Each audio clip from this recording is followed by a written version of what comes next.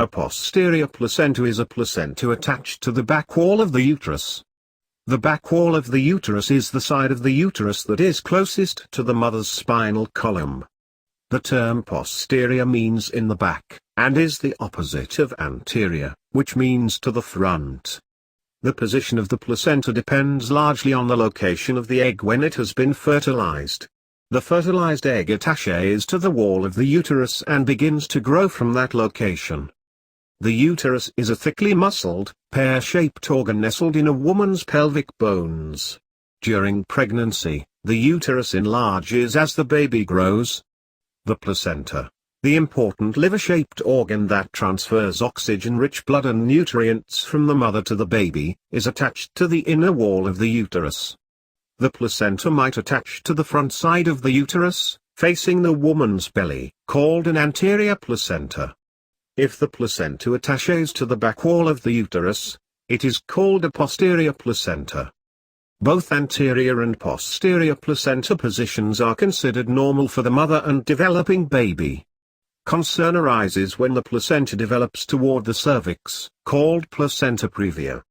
In such a condition, the placenta might detach from the narrower and less stable cervix at bottom of the uterus, and complications might result from excessive bleeding or premature labor. A placenta posterior is further described by the vertical location in the uterus. For example, a posterior placenta fundal indicates that the placenta rests toward the upper half of the back wall of the uterus. According to obstetricians and midwives, the posterior placenta fundal location is the most optimal location, because it encourages the baby to shift into the occiput anterior position before birth. In the occiput anterior position, the baby faces the mother's spine, and the small crown of the baby's head is flexed toward the birth canal. Mothers rarely detect the position of the placenta, although women with a posterior placenta might feel the baby's movements earlier and stronger than mothers with an anterior placenta.